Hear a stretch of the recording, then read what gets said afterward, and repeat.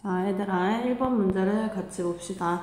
자, 1번은 3차 방정식이 실근이 한 개뿐일 때 K값의 범위를 구하라고 얘기를 했는데, 일단은 먼저 얘를 딱 봤을 때 인수분해가 될 것 같아. 뭐를 넣으면 되냐면 1을 한번 넣어봅시다. 자, 이게 딱 봤을 때 계산을 다 한꺼번에 해보면 제로가 된다, 맞죠? 그럴 때는 1을 넣어보라 했어요. 그래서 1 갖다 넣으면 1이고 빼기 K 더하기 1 빼기 K 더하기 1 해서 제로 됨을 보일 수 있겠죠. 자, 그래서 X 빼기 1에 X제곱 더하기 X 빼기 K 더하기 1은 제로가 됨을 알 수 있습니까? 그리고 X가 1이거나 X제곱 더하기 X 빼기 K 더하기 1이 제로가 됩니다. 자, 그럼 여기에서 실근을 한 개 갖기 위해서는 여기에서는 무슨 근을 가져야 될까요? 허근을 가지면 되겠다, 그죠? 그래서 판별식 D가 0보다 작다. 그래서 판별식 써봅시다. D는 1 빼기 4AC, 그게 0보다 작다. 그래서 1 더하기 4K 빼기 4는 0보다 작죠. 그래서 4K 빼기 3이 0보다 작아서 4K가 3보다 작고, 고로 K는 4분의 3보다 작다. 이렇게 계산해 주면 됩니다. 그래서 인수분해가 되면 먼저 인수분해를 하세요. 그 다음에 4번 문제. 자, X는 K가 두 2차 방정식의 공통인 실근이라고 했기 때문에 근이 나왔으면 대입을 한다, 그죠? 그래서 각각의 X 자리에 K를 대입한 거를 밑에 써놨어요.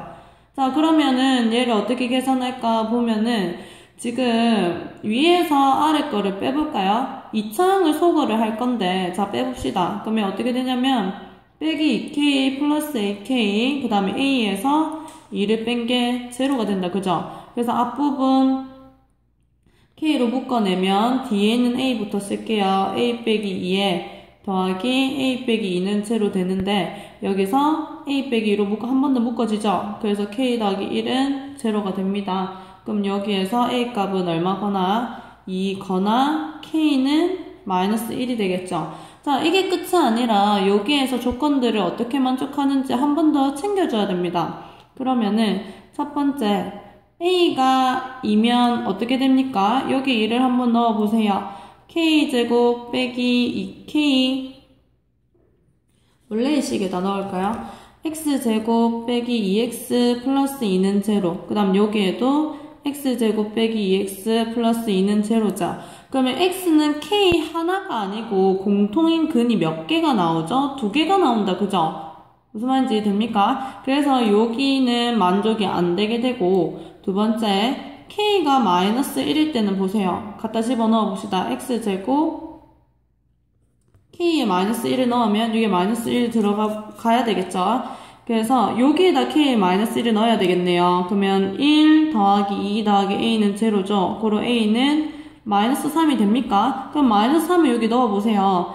X제곱 빼기 2X 빼기 3은 제로라는 식과 X제곱 빼기 3X 더하기 2는 제로라는 식이 나오죠. 그럼 여기에서는 공통근이 몇 개 나옵니까? 하나만 나오게 됩니다. 이렇게. 무슨 말인지 이해되겠죠? 그래서 이걸 만족시키는 K는 마이너스 1, A는 마이너스 3이 됩니다. 그래서 인수분해까지는 하겠지만 그 다음에는 어떻게 조건들을 만족하는지까지 챙겨줘야 됩니다. 그로 A 더하기 K는 마이너스 4가 답이 되면 되겠네요. 그 다음에 자, 5번 같은 유형은요, 이렇게 문자는 2개지만 식이 하나다, 그죠? 원래는 문자 2개, 식이 2개여야만 방정식을 풀 수 있는데, 이렇게 문자는 2개고 식이 하나인 식을 뭐라고 얘기하냐면 부정, 방정식이라고 얘기합니다.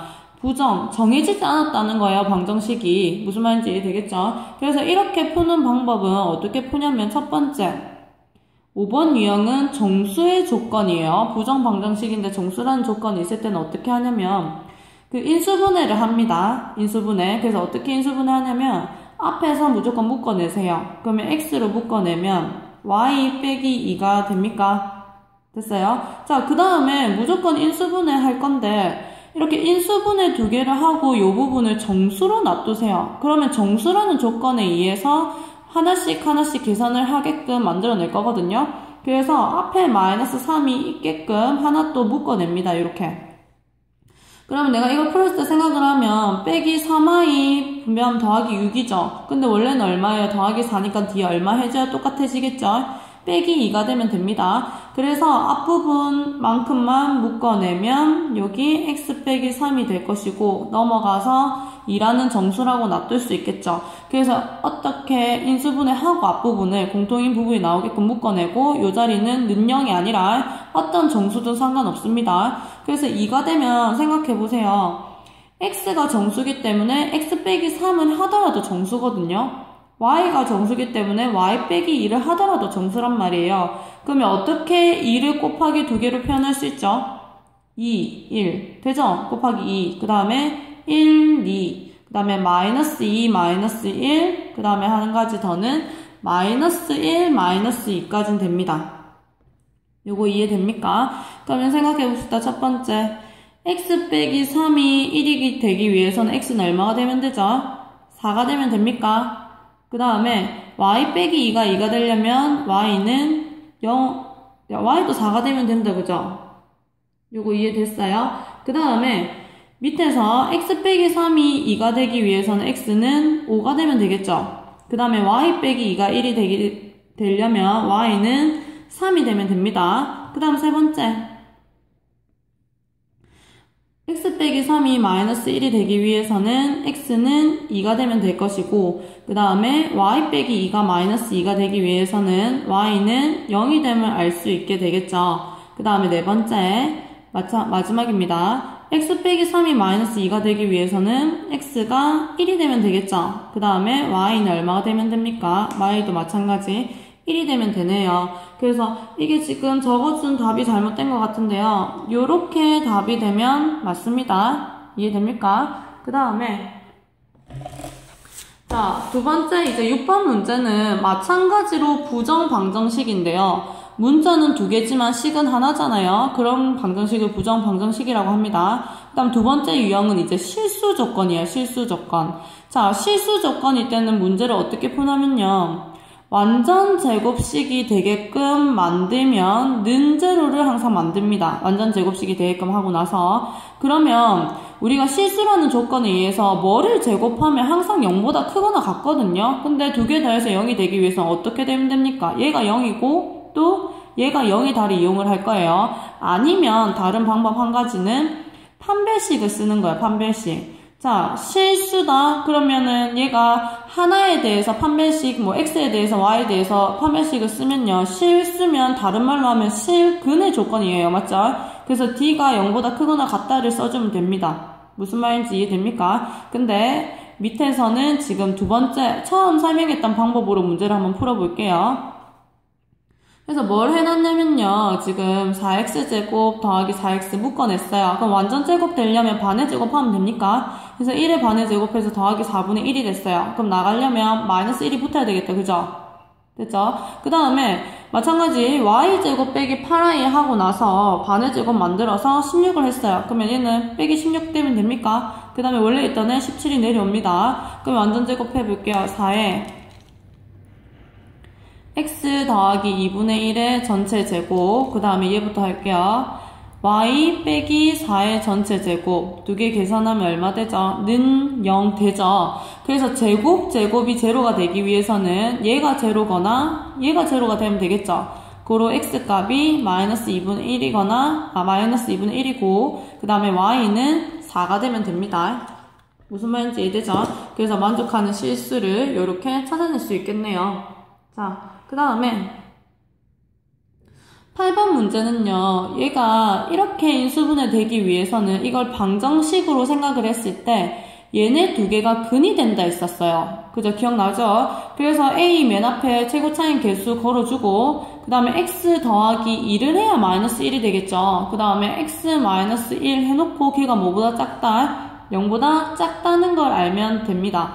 그래야 마이너스 2랑 1에서 이렇게 부등호가 나오게 되겠죠. 근데 한 가지 더 중요한 거는 이 부호가 사이좋게 요 부등호가 되기 위해서는 어떻게 돼야 되냐면요. A가 0보다 크다라는 거를 일단은 가지고 가야 됩니다. A가 음수였으면 날아가서 이거 부등호 방향이 반대가 됐을 거예요. 그래서 전개를 한번 해봅시다. a에 가로 열고 x제곱 더하기 x 빼기 2 되죠? 그래서 ax제곱 더하기 ax 빼기 2a가 되는데 위에 거랑 비교해보세요. b는 얼마가 되면 됩니까? b는 a가 되면 되고 그 다음에 c는 마이너스 2a가 되면 알 수 있게 되겠죠? 그래서 여기에 갖다 넣으세요. b 자리에. 그러면 ax제곱 자 c x는 마이너스 2ax죠? 그 다음 빼기 3a가 0보다 크다 됩니까? 자, 이거를 찾은 이유가 여기에서 나옵니다. 내가 양변에 같은 수를 나누기 위해서는 양수인지 음수인지가 굉장히 중요한 역할을 한다, 맞죠? 부등식에서는요, 그죠? 그래서 내가 A로 나눌 건데요. 양수기 때문에 부등호 방향은 어떻게 됩니까? 양수 그대로 이렇게 만들어주면 되겠죠? 그래서 인수분해가 되면 인수분해를 하죠. 그래서 x 빼기 3에 x 더하기 1이 0보다 크다. 그럼 결론은 어떻게 돼야 됩니까? 이 부등호 방향은 큰 것보다 크거나 작은 것보다 작다. 이렇게 답이 나오면 되겠죠. 자, 그 다음에 마지막 문제 10번. 자, 연립부등식의 해를 먼저 준 상태예요. 그러면 어떻게 하면 되냐면 부등식을 먼저 푸세요. 위에 걸. 그래서 인수분해하면 이렇게 됩니까? 그래서 이건 사이좋게 풀리기 위해서 마이너스 1에서부터 4까지다 하고 풀어주면 됩니다.